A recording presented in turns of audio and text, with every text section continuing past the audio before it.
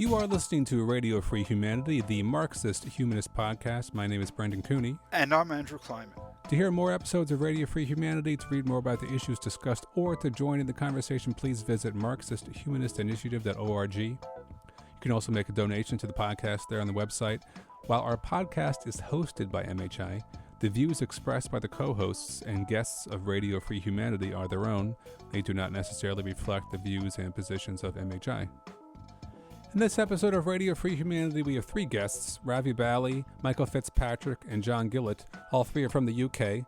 We're going to be talking about the UK publication Spiked Online and Spiked Online's criticism of the science around COVID-19 and public policy around containing COVID-19. We're going to be advancing some critiques of Spiked Online's critiques. But first, as we do in every episode, we're going to take a few minutes to talk about some current events. Today in the current events section, we're going to be talking about the new Georgia voting law, which was passed recently. In response to Democrats' win in the state in November and their Senate wins in January, Republicans have responded with a raft of voting regulations that are aimed at disenfranchising Democrats and black voters and ensuring Republican political dominance in a state that is changing demographically and politically. And of course, Georgia's Republican election officials and Republican governor were under fire by Trump just a few months ago for refusing to overthrow the election in Trump's favor.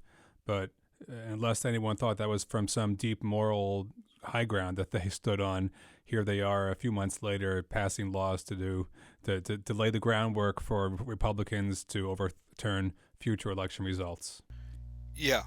I mean, the one that is most egregious is the provision that lets the state legislature have ultimate control over all of the elections. And that includes black areas, includes Atlanta and so forth, and they can just nullify the decision of the voters if they want, which is, what Trump wanted, but he didn't get. And now the law lets them do that. That provision in the law basically says there are no more democratic elections in the state of Georgia.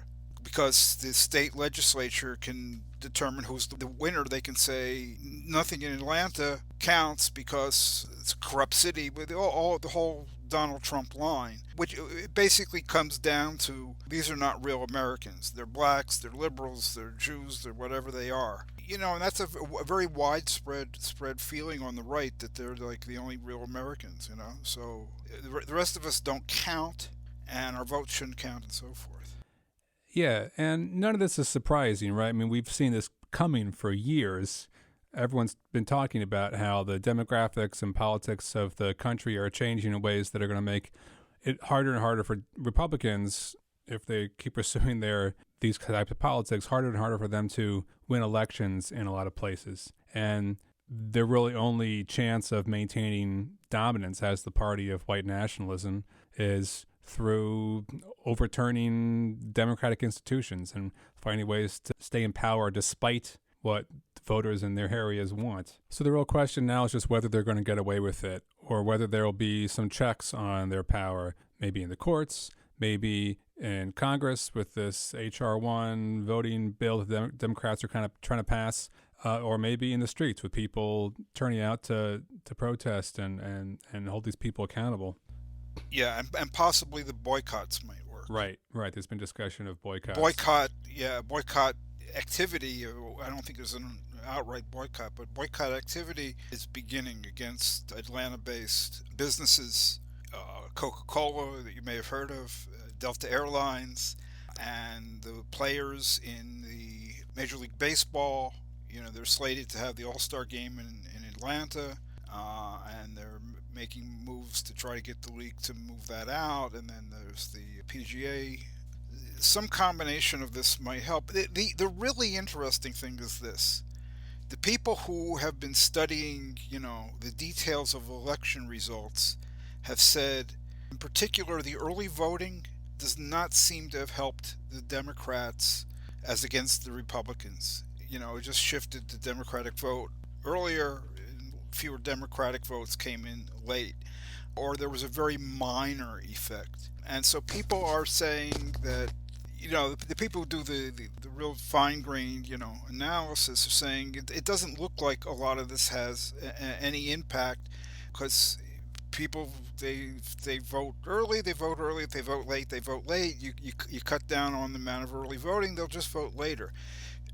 The problem is, I accept that's what's going on so far. That's what went on in 2020.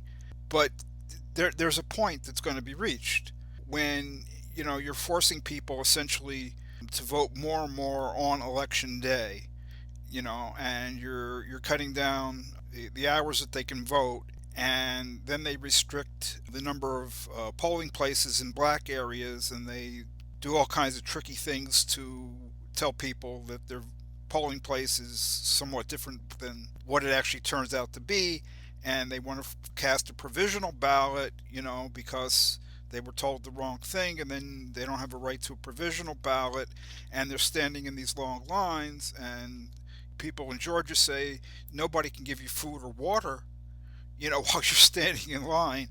Eventually that has to have some effect. So maybe it didn't have any effect, the expansion, the contraction of early voting and all of this, but eventually it's got to have an effect. Yeah, it's just amazing to me how out in the open the blatant racism and anti-democratic nature of this law is. Republicans, yeah, they might have some lip service to voter fraud and stolen elections or what have you, but it's so obvious to everyone on both sides of the issue that that's not what it's about, that it's just about racism and political dominance. And this is like where politics are now in this country, just sort of blatant sort of power grabs and in-your-face racism and white nationalism. Yeah, I think this is a really important point. Yeah, 4 or 5 years of Donald Trump convinced them that their dog whistle strategy was a problem because only the dogs could hear it, and just really virulent in-your-face racism by Trump. And then, of course, the insurrection that he incited, and the Republican base stuck with him even then. That's the series of events leading to this. This is what the Trumpite base wants. They want to disenfranchise black people and basically anybody who doesn't think like them, because anybody who doesn't think like them is not a real American. So they're down with this for the most part. In principle, should everybody have a right to vote? People will say, yeah, but when push comes to shove and it's a question of your side losing the election, people don't want that. So I think it's true that they did everything they could to be as in your face as possible and as racist as possible. It was a bunch of white men in a closed room. Underneath, I was told, because I haven't seen it, but there was a picture of a black prison labor camp, that they're signing this thing under. And while they're there behind closed doors, a black state legislator, she goes up to the door of the closed room and starts knocking on it. She was just knocking on the door, and they arrest her, and they want to put her away for 10 years. They didn't have to do that, right? So what are they trying to communicate there? And it's not just Georgia, right? That's the other thing, is this is a nationwide strategy. There's over 250 bills in over 40 states, among them, to restrict voting rights going on now. Yeah, it's definitely a shot across the bow or an opening salvo in a long battle. So we'll have to see what happens. There's a lot of places where this could really backfire on the Republicans. So everything's up in the air right now. But this is all the time we have for this current event section. Up now, a discussion on COVID containment measures. We have a full house today on Radio Free Humanity, 5 of us in total with 3 guests. We're going to be talking about containment measures that have attempted to curtail the spread of the coronavirus and critiques of those containment measures that have been voiced by people around the so-called leftist publication Spiked Online, a British publication. 2 of our authors, John Gillott and Michael Fitzpatrick, have recently penned critiques of Spiked Online's anti-containment writings. And so we invited them on the podcast today to talk about what's wrong with those people at Spiked Online. John Gillott is author of Bioscience, Governance and Politics, and co-author of Science and the Retreat from Reason. He's a degree in mathematics and a PhD in the sociology of science. Michael Fitzpatrick is a general practitioner and author of The Tyranny of Health, Doctors and the Regulation of Lifestyle and MMR and Autism, What Parents Need to Know. He's been working in the Hackney COVID-19 Hot Hub and the Hackney COVID Vaccination Center throughout the pandemic. Both Michael and John are from the UK, and so is another of our guests, Ravi, who's been on the podcast before. Ravi works with MHI in the UK, and he was nice enough to introduce us to John and Michael and help organize this conversation. And as always, you're joined by myself, Brendan Cooney, and Andrew Kleiman. So, John and Michael, I was surprised when I read both of your pieces, which are in Medium, by the way, for listeners. We'll link to them. When I read both your pieces, to discover that people at Spiked Online were advocating such seemingly reactionary positions, questioning the danger of COVID, questioning whether containment measures actually stop the spread of COVID, questioning the science behind like the fatality rates and things like that. What's going on? Like, what are some of the reasons that people at Spiked Online have these positions? Michael Fitzpatrick, do you want to take a stab at this question first? Well, I think that there's a group of people who are opposed to the restrictions on civil liberties that are attendant upon the public health measures that have been introduced to try and contain the spread of COVID. And there's a number of themes that have emerged in the narrative that justify that position. One is to suggest that the scale of the threat of COVID is much less than it has been made out to be. The other one is to deny that lockdowns are an effective way of reducing the transmission of the virus. A third is to claim that the number of what they call lockdown deaths resulting from the public health measures taken to restrict the spread are causing collateral damage to a greater extent than the virus itself. For example, by reducing the cancer referrals to hospitals, routine medical treatment, people turning up for the treatment of heart attacks and strokes at hospitals. And another one is then to what I think we've characterised as catastrophizing about the lockdown itself, that the lockdown is causing economic, social, mental health and educational damage on an enormous scale, and that exceeds any of the possible damage that might result from the COVID epidemic itself.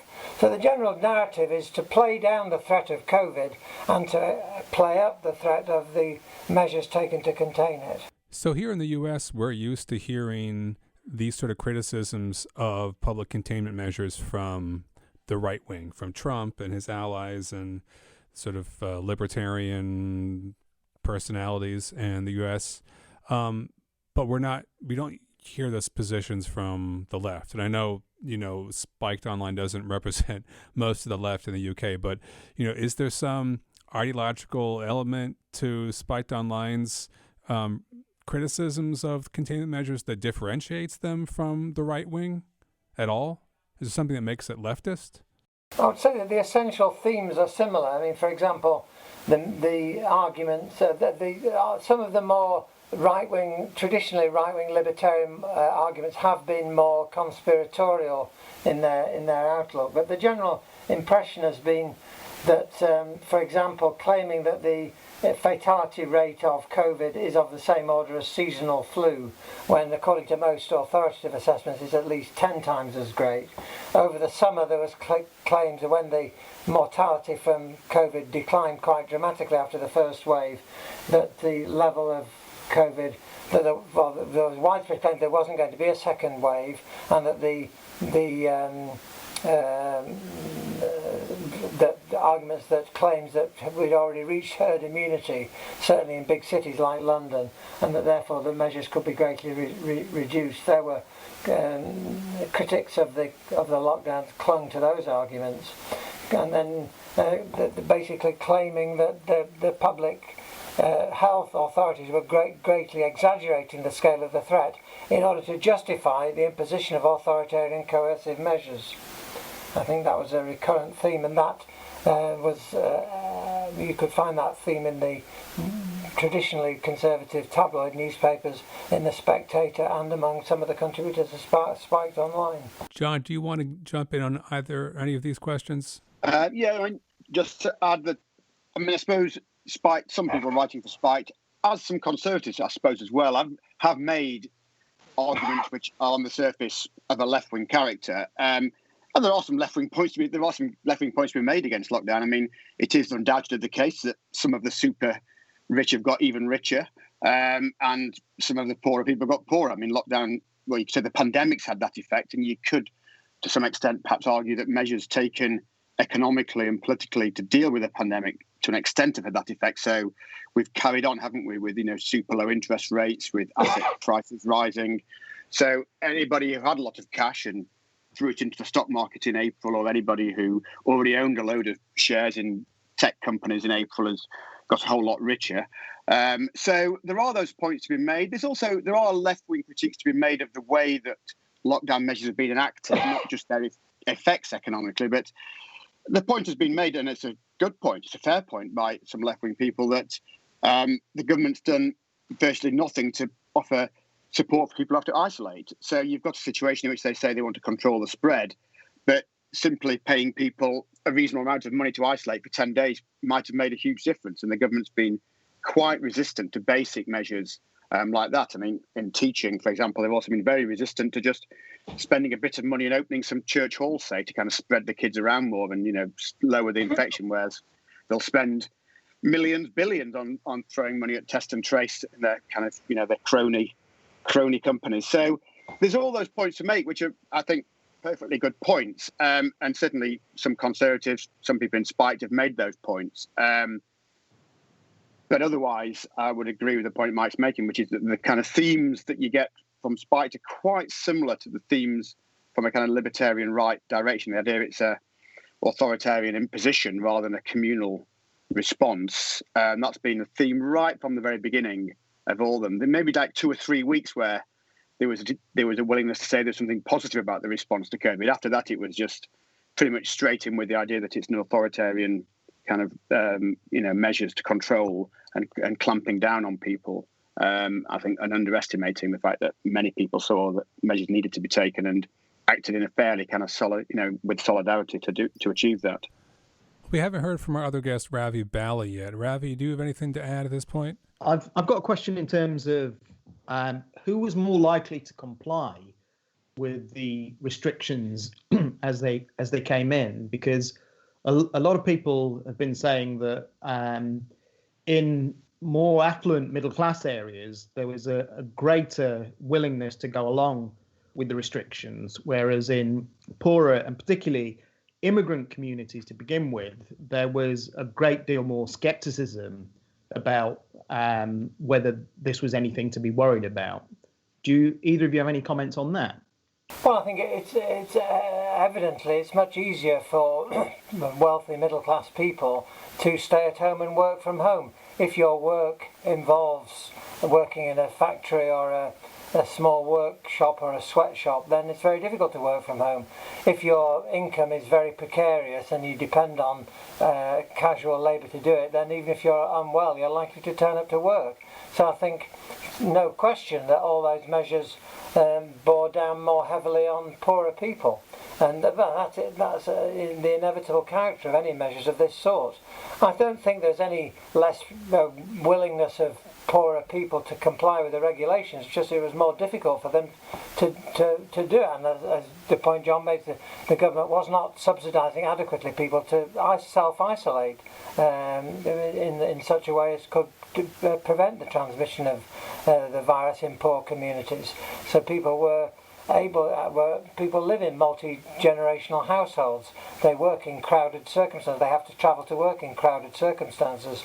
They can't, not so reliant, they're reliant on public transport. So in all those ways, the whole, in a way, both the virus, both the infectious disease and the measures to contain it bore down most heavily on poorer people. And that is, it has to be said, is an eternal feature of infectious epidemics. And it was borne out by this one. Yeah, I mean, this is what really is disturbing me, is that the right wing has been able to weaponize the effect of lockdown containment measures by basically pitting health versus the economy, much the same way that they've been doing for decades on the environment versus the economy. And it seems to me that the only left-wing way of dealing with this is to refuse to accept the terms in which they make these two things opposites. So, I definitely understand, and I'm totally sympathetic to all the criticisms of the governments not doing the things that would make it possible for people to contain the virus, take the individual measures they need to help to contain the virus without becoming destitute, losing their homes and their livelihoods. Okay, but it seems to me, I'd like to get your response to this. When Spiked Online raises this issue about the containment measures are worse than COVID, for a certain part of the population, it's very limited because they're not saying we need to do both. And here's the way to do both is to have the containment and to, make people whole and to provide them with loans, to provide them with grants, etc. So it seems to me that they're just buying into and perpetuating this right-wing strategy of trying to pit a large section of the population against the containment measures, and therefore against the elites, against the establishment, because people want to be able to have food on the table and so forth. Is there any awareness on their part that they're playing into a right-wing strategy here? I don't think there's any political strategy behind it at all. I think it's a reaction. There's a sort of element of wishful thinking, which I think came out most strongly in relation to the general endorsement of the proposal of the Great Barrington Declaration. In other words, it's a hope that it's possible to respond to this virus in such a way as to avoid the more onerous measures that otherwise seem to be the only way of dealing with it. And so they said, look, if the virus obviously preferentially affects older people, what we should do is try and impose some sort of separation, shelter the elderly people, and let the virus spread among the younger people. That would generate a level of herd immunity, and it would provide a mechanism for protecting the elderly. Now, if that was a practicable, viable strategy, then it would have been great. It's just that it wasn't. It was, and at no stage could they clarify in practice how such a strategy could be implemented, what proportion of the population would need to be sheltered for that to be possible, and indeed what level of disseminating transmission would be acceptable as a price of achieving that. Because if the virus was allowed to spread unhindered among the whole younger, healthier population, the general assessment of that situation would be that it would rapidly have overwhelmed the health service with the level of infection that would result from it, as indeed almost happened anyway by measures relaxation far short of those proposals. So I don't think there was a political strategy behind it at all, behind the response of the people around Spiked Online. I think it was a strong element of wishful thinking that they could oppose the onerous measures, which we all are very unsympathetic towards, the restrictions on civil liberties and all the rest of it, but recognise that this, in the unfortunate circumstances of a rapidly disseminating lethal virus, was the only option to contain it. John, a lot of people were talking about the example of Sweden in the early days of the pandemic. Yes. And they were saying that, well, they seem to have a kind of, let's just go for herd immunity as quickly as possible and allow everyone to get infected, and then everyone will have got a natural immunity from that. And, it's going to happen eventually. Can you just explain why it is that, or what you think of that as an initial proposition? Well, it's interesting. As you said at the beginning, there's been lots of, there's loads and loads of retrospectives beginning, and people are also going out, digging out comments by Swedish health professionals, the Swedish epidemiologists back in February and March. And it's true. In February and March, you have statements about saying we just need to go for herd immunity. It's interesting, though, because to an extent, as Mike was saying, they also themselves were kind of had wishful thinking. So there's an interview with Giesenk in about February, early March. He was a kind of the more senior of the pair with Tegnell. And he was saying, oh, we'll have herd immunity by May. And he said it'll be basically over by May. We'll have it by then. And interesting, in Sweden itself, Tegnell, he was the chief epidemiologist, given a lot of political authority by the government. And they were a little bit opaque on, how much immunity they thought they had. And he was trying to say, yes, there have been this was by May time, there have been lots of deaths, but we've basically got there.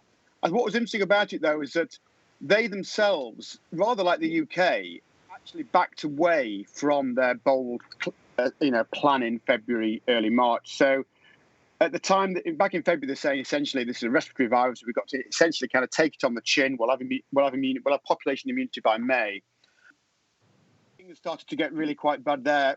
Like hell, they're not quite as bad as the UK, but pretty bad actually. A lot of care home deaths. They introduced some fairly severe restrictions. They banned, they closed schools from 16 onwards, closed universities. People were told to work from home if they could. All very much similar to the UK. Large gatherings were banned.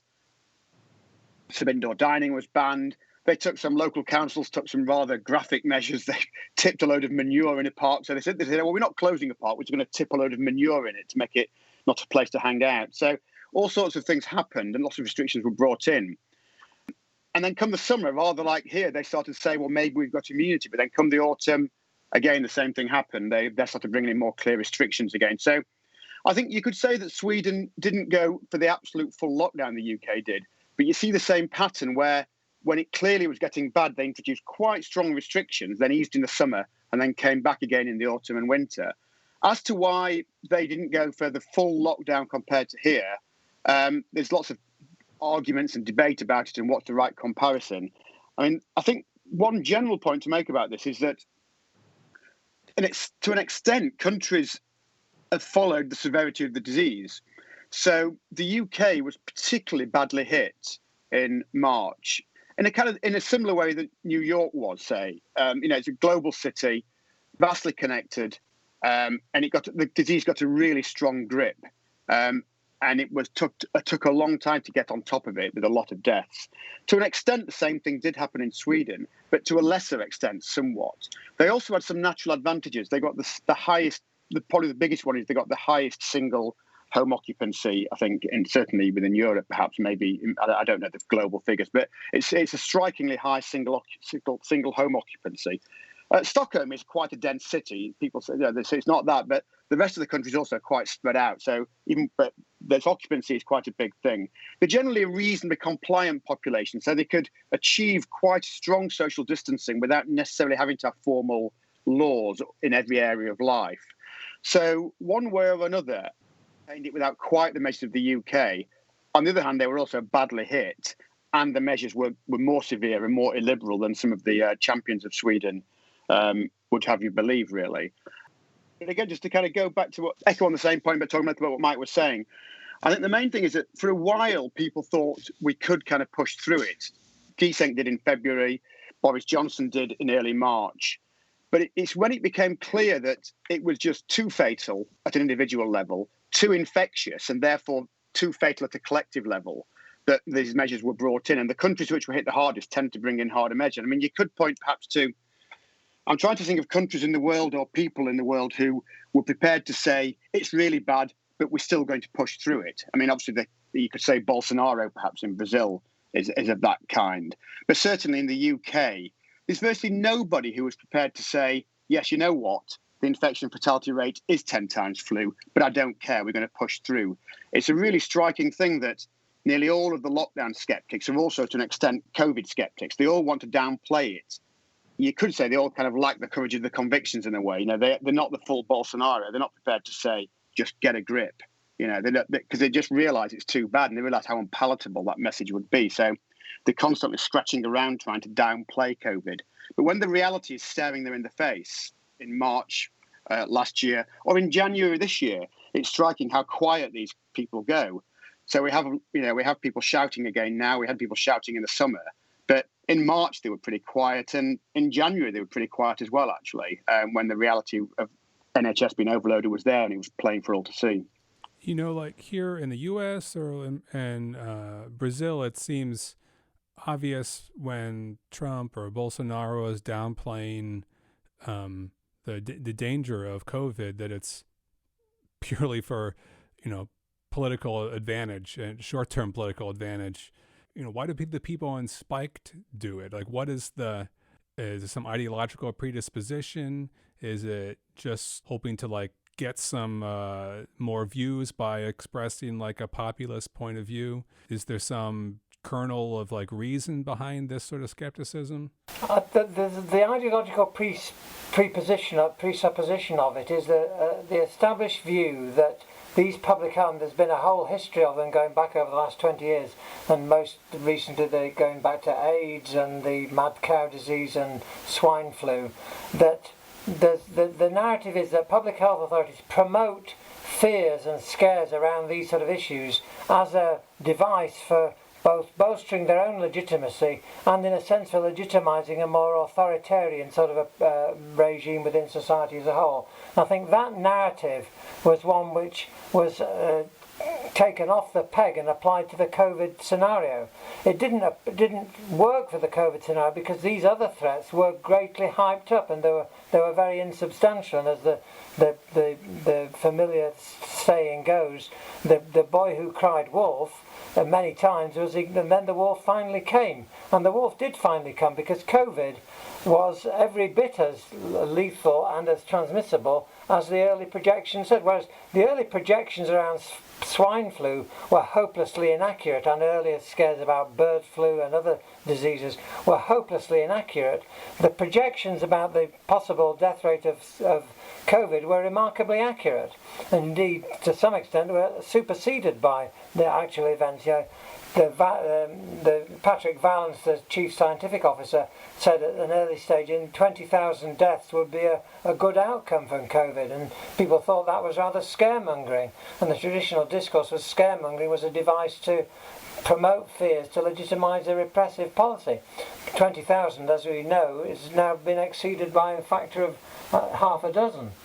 But I think that was the general rather dogmatic approach that some of the people around Spike took in response to COVID. Oh, it's another health scare. They're greatly exaggerating it. It's not really a big threat. It's only the same as seasonal flu. It's we'll soon get to herd immunity. The whole thing is a big fuss about not very much. It's all promoting a culture of fear, and it's all scaremonger and greatly exaggerated, and clinging then to any scientific, apparently various scientific authorities emerged who would say, would confirm these views, so they could cherry pick from the research papers coming out to say, oh, it's not such a serious threat, it's not so transmissible, it's the claims of its mortality rate are greatly exaggerated.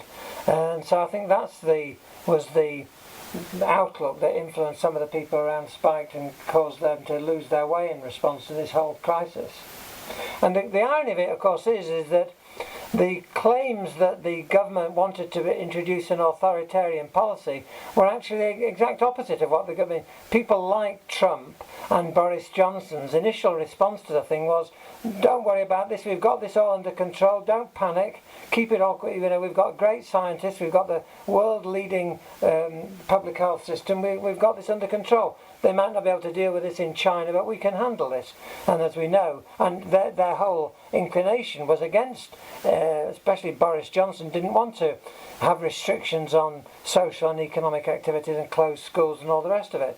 That was the last thing they wanted to do, but they were forced into it by the sheer reality of the epidemic, and particularly the impact it was having on the National Health Service, which was very nearly overwhelmed by it and only managed to survive it by drastically scaling down routine activities, opening up specialist facilities, and in various other ways just about managing to cling on through the crises as they happened. One of you, I think it was John's piece in Medium, made an issue of this Spike, trope about the politics of fear. even though they're now saying that COVID is real, they're still decrying the politics of fear.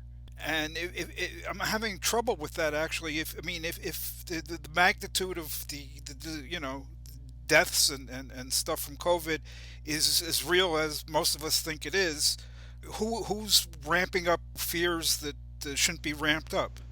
Yeah, I mean, obviously there are some peculiarities to Spite, but there's also some very similarities with lots of other people who argue quite similar things. So it is hard to know what's driving what, and you don't want to go too far to psychology or whatever. I mean, what I would maybe add to what Mike's saying, I think there is another overlapping or overlaying point to make, which is that, and this is again a preoccupation of Spite, but a preoccupation of many, probably on the right, which is that they believe we're living under a kind of zombie capitalism. As they see it, the state is propping up all industry, and then it leads to kind of people feeding off that, and certain people getting rich because of it. And it's not very creative. And I think you, Andrew, will recall you were over in the UK, and I think, took part in a discussion. Well, I was in a discussion with you, and I'm not sure if we were in the same one where we discussed Phil Mullen's book, Creative Destruction. So there is a kind of idea around there, which is we've been going on, that capitalism's on kind of state life support, and COVID is seen as just continuing this, whereas many people would like to see a kind of Schumpeterian creative destruction, which they associate in a sense with freedom, economically and politically. So there is a kind of link there to an economic thing that really they want the world to open up. Some on the right want economies to open up, freedom to reign, and they see this as all part of a continuation of a pattern of not just politics of fear, but also a politics of state paternalism, state control, both of social and economic, social life as well as economic life. So I think there's that theme running through the whole thing as well. So you've got this kind of mushing together of a idea that we've been run by public health experts, and we're also just strengthening a form of capitalism, which is just a state-run, state dependency system.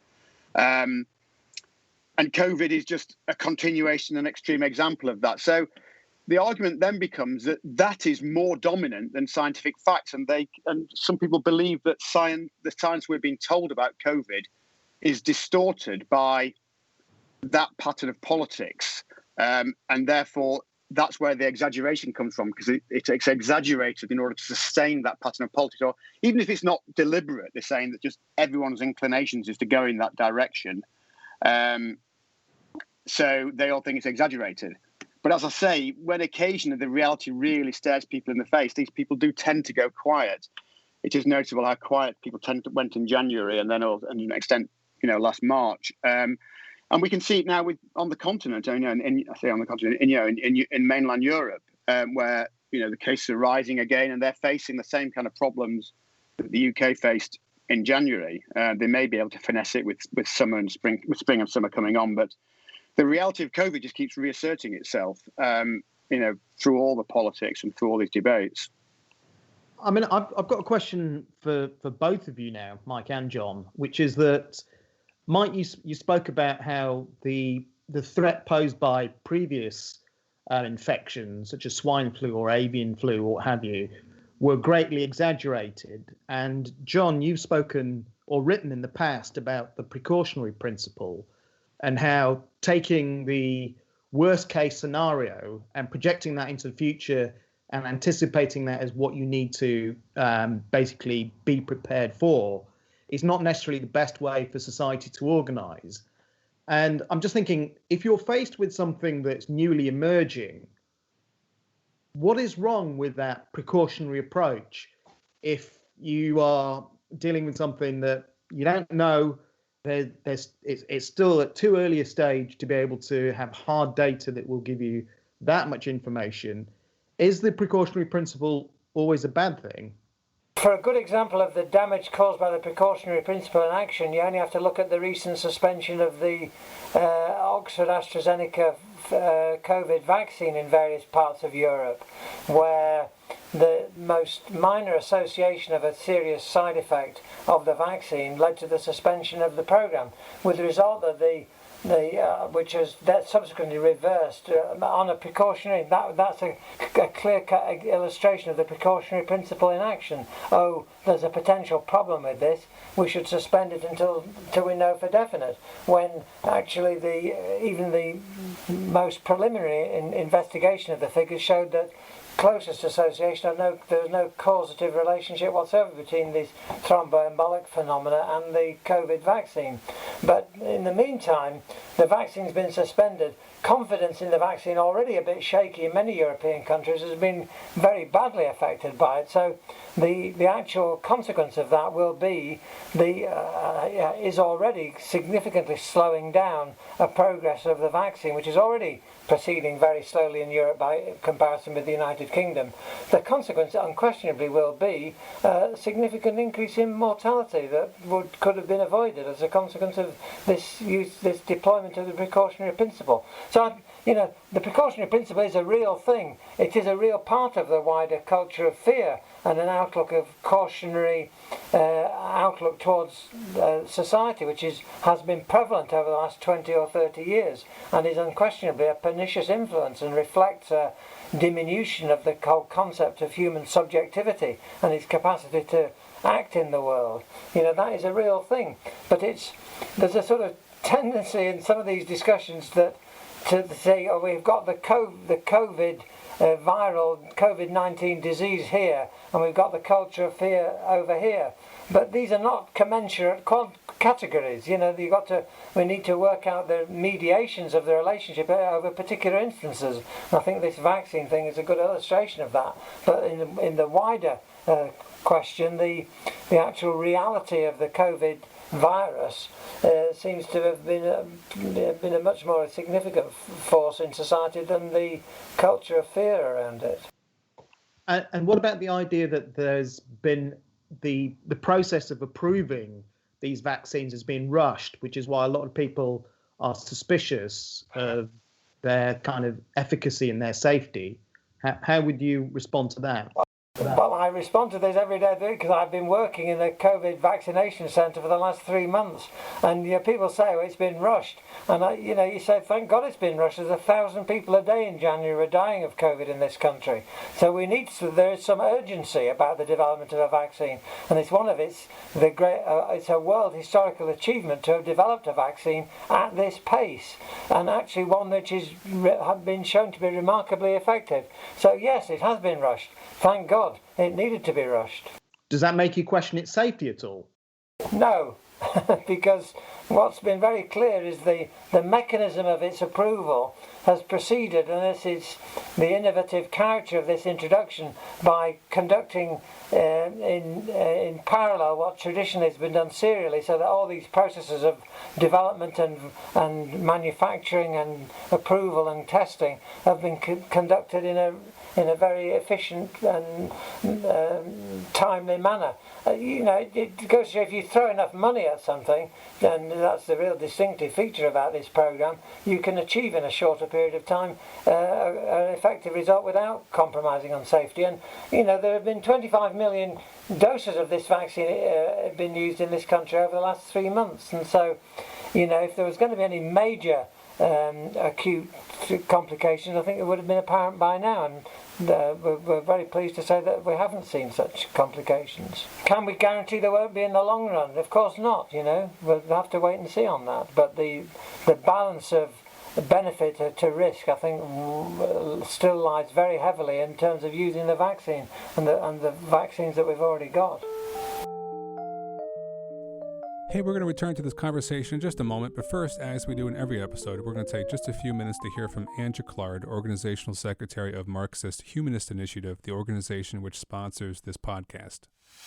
Marxist-Humanist Initiative, or MHI, aims to contribute to the transformation of this capitalist world by projecting, developing, and concretizing the philosophy of Karl Marx and its further development in the Marxist humanism articulated by Raya Dunayevskaya. The ongoing COVID-19 pandemic and today's many other social, political, and economic crises make this a moment to engage people in discussion of these ideas. In the U.S., we are are faced with the threat of Trumpism triumphing and all-out authoritarianism extinguishing our right to carry on these discussions. Yet at the same moment, the multiracial movement for Black lives has spread to every corner of the country and the world, launching a flood of activism and new ideas that deepen the concept of freedom. MHI is dedicated to the task of proving theoretically that an alternative to capitalism is possible. We are distinguished by our economic analyses in which we do not merely assert but demonstrate that the only opposite to the current world economic system is its abolition and replacement with one not based on the production of, quote, value, close quote.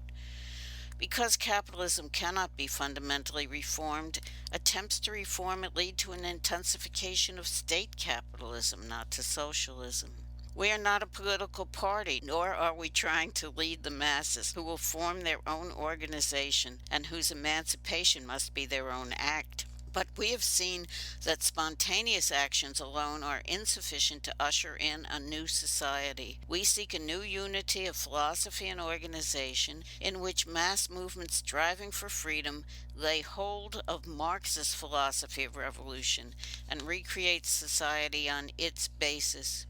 Our ideas and actions, as well as our structure and rules, are guided by the interests of working people and freedom movements of people of color, LGBTQ people, other minorities, women, youth, and all those around the world who are struggling for self-determination in order to freely develop their own human natures. We have no interests separate and apart from theirs.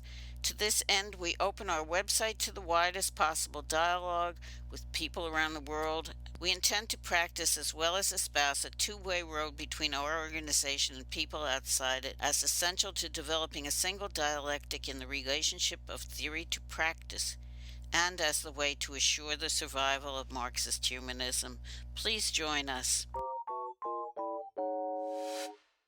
Ravi, in our preparation for this discussion, you had a question about people who are ideologically predisposed to like a libertarian individualist perspective and the difficulty of that perspective really having any function within this sort of collective pandemic problem and collective containment measures and the sort of sense of like collective responsibility involved with that. Do you want to flesh out that question a little more?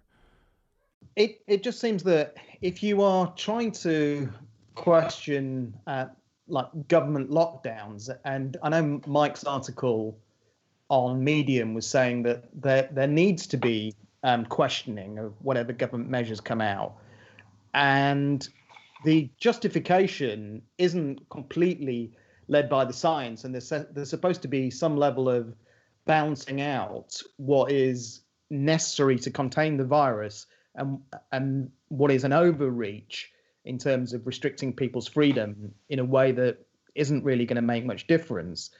And it seems that if you're talking about the right people to go about their lives unimpeded, then obviously if you have a libertarian individualist approach which says that we accept no restrictions on our kind of freedoms for whatever justification, it's going to run counter to the need to stop the spread of the virus. And I'm just thinking that if you have that kind of approach, then you can't conduct a public health kind of initiative, can you? I just wondered what you think of that those are things that have to be held in the balance, don't they? Yeah, I mean, of course, that's absolutely correct. I mean, but obviously there are lots of tensions. So, I mean, at the most basic level, public health is a collective enterprise. And disease in particular, communicable disease, is a particularly, obvious public health collective question, as well as being an individual threat. So you can't deal with it without recognizing that you're a threat to somebody else and they're a threat to somebody else, etc. So this is kind of come up, all the time in debates about face masks or visiting care homes. So there's some really difficult decisions. You can have people in care homes who are quite old who may not have many years left. So the argument seems really strong. They should have the right to be visited by their relatives. On the other hand, a care home in particular, if you let a virus rip through a care home, then it's deadly for other people. So it sounds nice at one level to say, I'm prepared to take the risk. I'm the rugged individual, or I'm just a person who's just getting on in years and wants to see my grandkids. But inevitably, with these kind of diseases like this, there's an interdependency. So you can't logically pose it as an individual freedom matter.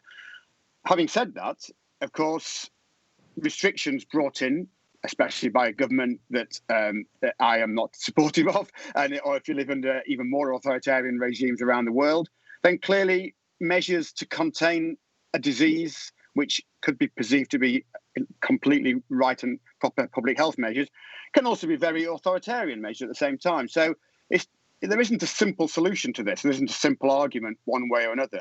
But the basic libertarian claim is clearly nonsense when you're talking about public health and a communicable disease and public health measures. COVID was just too bad to ignore. There may be some circumstances in which you say, you know what, we should ignore this. The risks aren't that big. The health systems can cope. So we just push on. And once it became clear COVID was too serious for that, then some public health measures were required. And so then you're into a debate. And there are elements of trade-off involved. Well, I completely agree with that. I mean, this is a feature. Any form of quarantine, a measure to restrict the spread of an infectious disease, involves restrictions on liberties. There's no way of getting it, and therefore it's always a question of balance. How serious is the threat of the disease?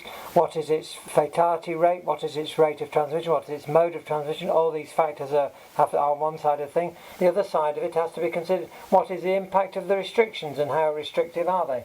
And this is a matter that has to be subject to very close democratic control and accountability. And obviously our mechanisms of democratic control and accountability of anything in our society at the moment are somewhat limited and deficient in all sorts of ways. But this is one of the arguments that's become popularised by Lord Sumption in this country, a retired judge of great legal eminence, who argues that everybody should be allowed to make their own decisions in relation to COVID, which I think, as John suggests, is a nonsense, because it's not just a question of you deciding what your risk individually you're prepared to tolerate, because you're moving around and about in society and attending social events is not just a question of your well-being, it's a potential threat to other people's well-being, and therefore it has to be decided at the level of society as a whole. And society as a whole has to decide on, given the threat of a very serious disease, whether it's appropriate to have restrictions on public transport, on public gatherings, etc., etc. And as John said, there is no simple answer to any of these things. And people who categorically say, I'm opposed to all restrictions, I'm a freedom-loving individual, is not a useful contribution to this discussion. What would you say to people who I'm inclined to be sympathetic to, who just won't even accept the terms of the debate, won't accept the concept of freedom that's put forward? For instance, I was reading this new piece in Salon yesterday by Amanda Marcotte, and she points to this Republican pollster, a really horrible person named Frank Luntz, but he's been doing focus groups about of Republican voters, Trumpites, why they don't want to get vaccinated. And somebody just said very matter-of-factly, we're not all in this together. And she goes on and she says, the right-wing belief that, quote, freedom, close quote, depends on others having to die for pointless reasons now manifests in all sorts of ways. And she talks about the right-wing whining over wearing masks in grocery stores or being asked to vaccinate because the idea that others must die to spare them the slightest inconvenience is a bedrock belief of modern conservatism. So, I guess the question in my mind is, why should we even give credence to that kind of concept of freedom that she's characterizing? I don't think unfairly. Karl Marx put it, he says, look, freedom is so much the essence of human beings that nobody's against freedom. What some people are is against the freedom of other people. They're always in favor of their own freedom. So why should we even be talking about, these notions of freedom wherein I can do whatever I want and restrict other people's freedom in the sense like, they're going to die because of how I choose to live my life unimpeded. So the question is, to my mind, a very basic one.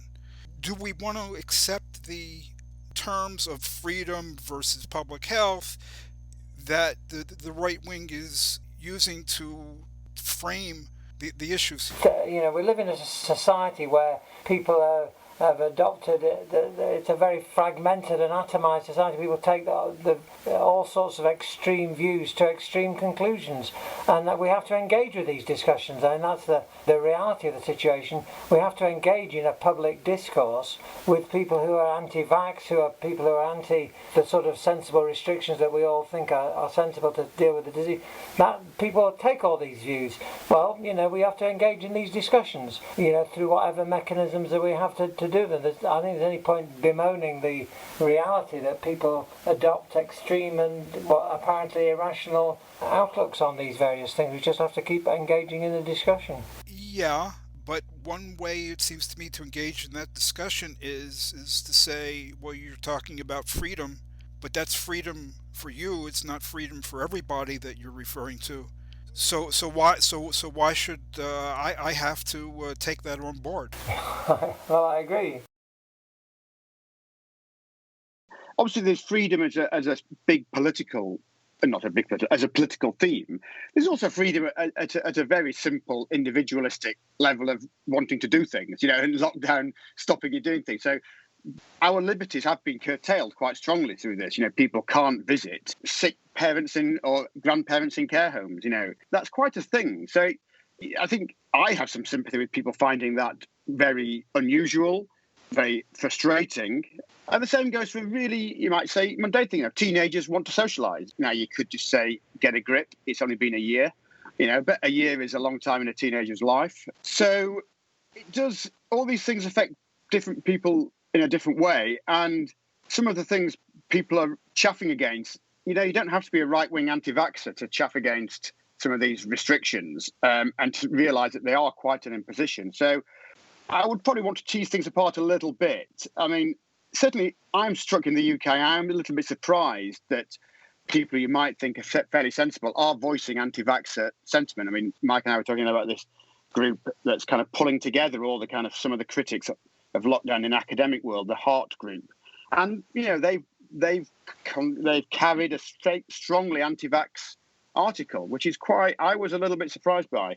So those ideas are definitely there, though.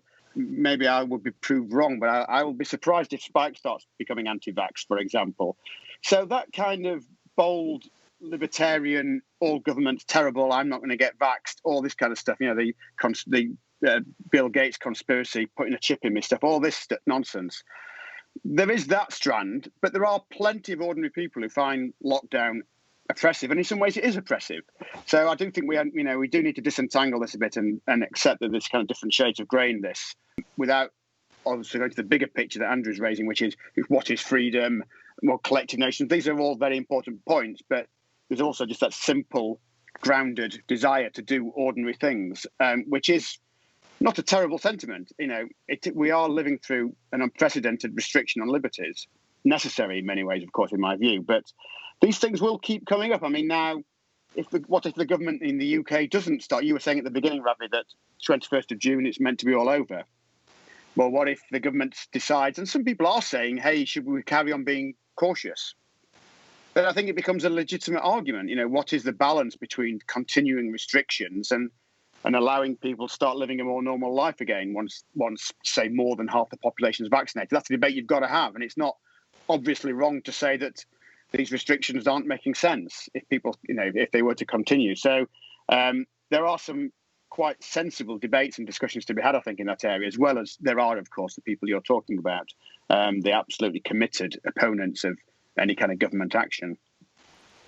Well, and it seems like much more than just an abstract question of like fidelity to truth telling and being responsible for your statements in like an abstract philosophical way. I mean, people's lives are on the line, and if someone is spreading misinformation and disinformation about the dangers of COVID, they are contributing to the spread of COVID, and people are dying because of those statements. So, for people to hide behind this sort of rhetoric about freedom of speech, to say, oh, we're just asking questions, to not retract their statements when they've been shown to be wrong, to go quiet, as you said, for a few months when there's a spike in cases, and then start talking their nonsense again when the pandemic is easing up. That seems to me like a very negligent and dangerous way of behaving. Well, I agree with that. I mean, I think there's got to be a space for people to question mainstream science in a very vigorous way. But as you say, you've got to back up what you're saying. You've got to, when the evidence piles up and it seems that you're wrong, you've got to either accept that or keep arguing in some way. And I mean, Mike knows these people better than I do, some of them in the UK, but there's been some people going, Mike was talking about the kind of like history of health panics. And there's a kind of hardcore of people in the UK who've actually done quite well by being stubborn and resistant to the mainstream message, because sometimes it has been wrong. But there comes a point when obviously if you just keep on going and can't justify what you're saying, then it becomes a real problem. And I think certainly some of the people on the Great Barrington, some other people in the UK, and I'm sure in America as well, it should be clear to them, if not to everybody else, that if they can't back up what they're saying, they are doing damage. And I think it's legitimate to point that out. So I would agree with you on that. Well, this has been a great conversation. So, Ravi, Michael, John, thank you all for joining us today on Radio Free Humanity. Hey, that's all the time we have for this episode of Radio Free Humanity. If you like the podcast, please do stop by Marxist-Humanist Initiative.org to listen to other episodes and to read more about these issues and others. As always, if you like the podcast, we encourage you to write to us, to comment and rate the podcast, and of course to share with all your friends and enemies.